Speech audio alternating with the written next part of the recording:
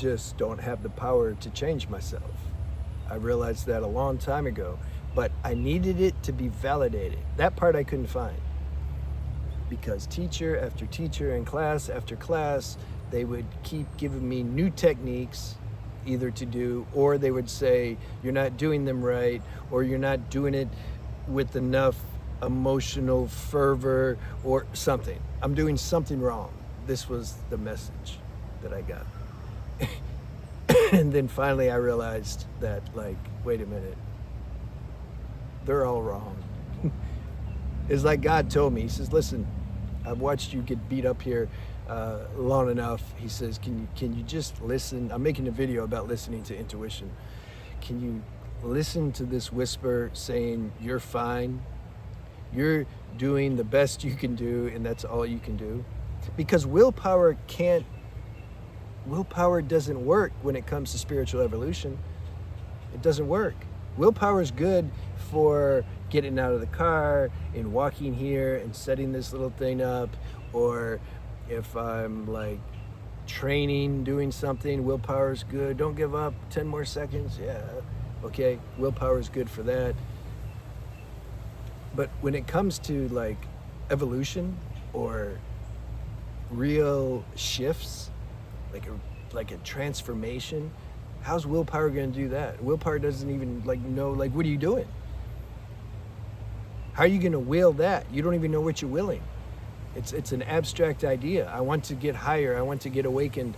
I want to, it might rain. I want to, be enlightened. What is that? What do you mean? Then they'll have other concepts. Well, it's when you're at peace and you're relaxed. Okay, that's fine. What are you going to do? How are you going to do that? You're going to just will, or love. I want to be more loving. That was a catchy thing some time ago. I don't know. It might still be. Just be the love. Yeah. What does that mean? You're going to be the love? You're going to will yourself to be the love? I love debunking these things. I feel like I'm talking to my previous self that needed to hear this back in the day. And I can say it it's beyond confident when I say it. It's direct realization. I mean, I realized like, whoa, this is true, despite the majority of inertia from, what you hear in collective society. It doesn't matter. Like, this is actually true. And it set me free, man. It set me free on a level that I needed. So, more important than willpower, more important than whatever you're trying to change in life. You want to be more nice to your mom or your boyfriend or wife or husband or kids, or at your job, or you fill in the blank, right? There's millions of things that you can be working on, trying to change, but yet you feel totally powerless over it. Like maybe you can force it. You can force it for a little bit, 1 day, 2 days, but then something happens and then you're like tired. Why? Because it wasn't an organic change. You're forcing it. That's work. You're gonna get tired after a while. It's not like, oh, I'm just gonna keep forcing it. This is another misnomer. I'm gonna just keep doing it and I'm gonna force it, and then it's just gonna become part of me. There's so much nonsense that gets said that's not true. And it must be because people haven't realized what's true. If you realize what's true, you're gonna say what's true, right? That seems pretty elementary, but so more important than if you change the thing that you're trying to change is, do you have awareness of what you're wanting to change? Do you have awareness that you seem to be powerless over stepping over these defects of character or shortcomings that you feel is keeping you small or keeping you limited? Are you aware that that's happening? Do you really pay attention when it's happening? Okay, I'm going around my ex-wife or husband to pick the kids up, and they're gonna give me hell. I hate going over there, but I have to pick the kids up. I know that I should be loving, right? Because spiritual people say you're supposed to be loving. Okay, so how can I go pick the kids up, interface with this other being, and not give off some negative energy or react, or worse, do something that'll land you in prison or dead? It happens all the time. We don't realize how many times these things happen because there's 8 billion people in the world, and like we can't see everything. Stuff happens all the time. So I don't want that to happen. But I'm powerless. I can't. I've tried so many times. I'm like picking them up now for what, the 100th time. Every time, all 100 times, I relapse into some lower, you can say, energetic state. God, what do I do? I pray to you, I asked for help, but it's like the power doesn't come. I don't have the power to change this. Like, yeah, good. This is your prayer. That's an authentic prayer. You keep doing that. That's your dialogue. Because the more you say that and the more you do that, the more something inside's opening to receive some divine shift or inspiration, empower how to so-called change this situation. And when that happens, it'll be clear that it's not your power that changed it. And that's what you want. And that's what's going to happen. Don't worry about if it's been 100 times or 1,000 times. Remember, all that's important is that you're willing and open for a shift to happen, and you are aware of your defects of character that you're doing, that you want to let go of, but yet you're powerless to let go of. That awareness is more important. That's the only thing that's important. Don't measure your progress. Oh, I relapsed again. Oh, I didn't do it again. I fell back into my habits or my bad manners again. Damn it. Don't. What good does that do? Do you think beating yourself up is going to somehow make you, it is raining now, gonna make you improve faster? No, it's the opposite. It keeps you more stuck. Now you got more stress. Now the mind is beating you up in two ways. The strong compulsion from the mind to act out in a lower level way, that's happening. Plus the strong compulsion to beat yourself up is also happening. You're getting double teamed. You give all this up. It's not your business. This is God's show. We're playing in a game called transcendence. You can't transcend something. Did I upload that other video yet? We have to be, why did God make us all messy and then clean us up? You got to be all messed up in order to come into a semblance of balance. How can you just be in a semblance of balance? Even the avatars who, let's say, have become enlightened in previous lives, when they come back here, they also have to take on some mess.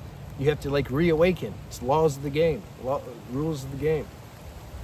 There's nothing wrong with that or wrong with you for experiencing that.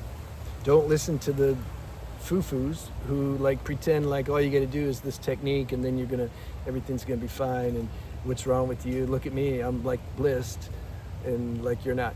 What's wrong with you? Don't listen to them. I mean, listen to them if you're, what do they call it, a masochist, but at some point you realize through experience, through living long enough, trying hard enough, that, man, there's nothing wrong with you. Seriously, it's not a compliment. I'm not giving a positive affirmation. I'm just telling you the simple truth. It's nothing personal. So, all right, what else? This was a good one. So, okay, when you realize what I'm sharing here, that you're in fact powerless over changing yourself, this creates, I said before, it creates a kind of opening inside. It has humility. Humility, man, is the touchstone principle of how anybody can transform in the realest way. Without humility, all you have is your willpower. And willpower is super, super limited. It's so limited. How are you gonna do anything on an existential level of your being with willpower? The existential level of your being is much deeper than willpower. Bugs, intruders. So you need, humility is like the password or the key that opens the, you can say, divine vault, where there's just a bunch of space, and then some magic thing can touch you or give you darshan. And then all of a sudden, you like, seems like you have another pair of glasses on. Your perception changes. When you go to see your ex-partner to pick the kids up, you might find yourself feeling compassion for them because you know what it's like to be stuck in these roles because you've done it 100 times. That just comes. You leave with the kids and you're thinking, whoa, where did that come from? I like all of a sudden felt bad for them. If you're dealing with this person in the moment and that compassion comes, watch how that transforms the whole thing. It transforms them too.